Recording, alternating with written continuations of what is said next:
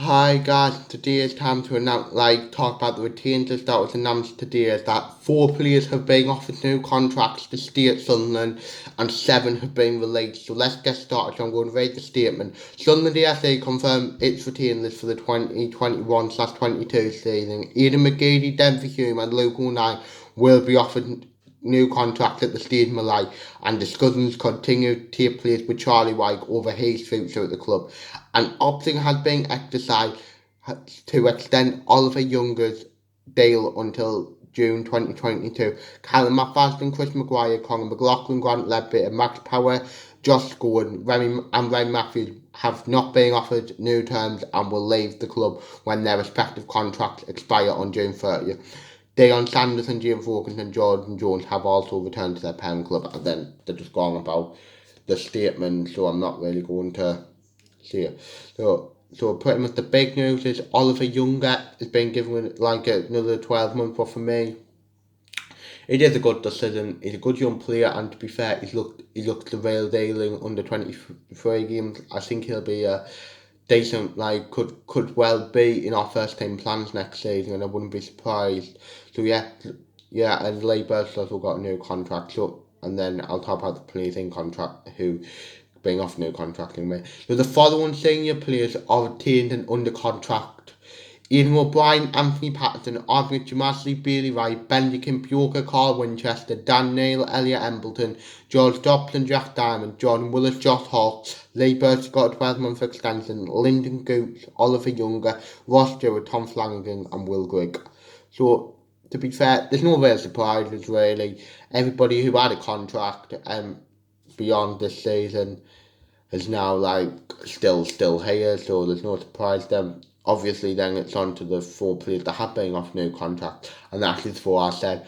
Denver Hume, yes, I like him very much, and I think that he's still got raw, but he's still got a lot to learn, and I think Hume will probably steer, and I think that he'll be competing for our first choice left back again. So yeah, Luke O'Neill, I absolutely love Luke O'Neill, but one thing, if Luke O'Neill does steer, I want him to play in midfield next season because I think he'll be a good midfielder and box to box in a 4-3-3 personally.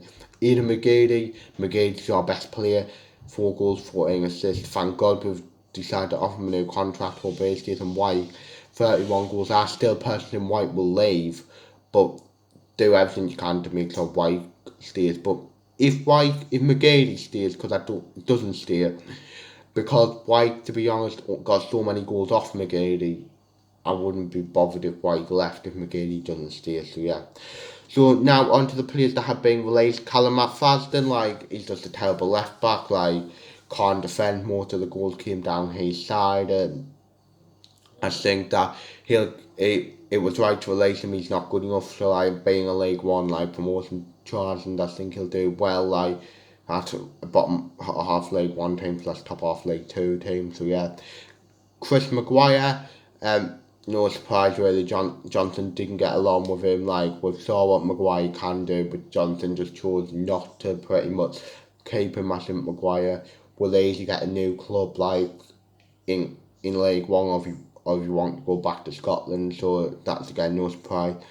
Conor McLaughlin, like I said, I do like McLaughlin, but I do also think it's the right decision because we just need a better right back than McLaughlin. If you get someone who better at going forward and things. But again, I think McLaughlin will get a decent League One team, like a mid-table to top half. So yeah, Grant Leadbitter I'm a bit disappointed with because Leadbitter knows the club. He knows the club inside out. He's Sunderland fan, to be honest. He's the only one who I would have can.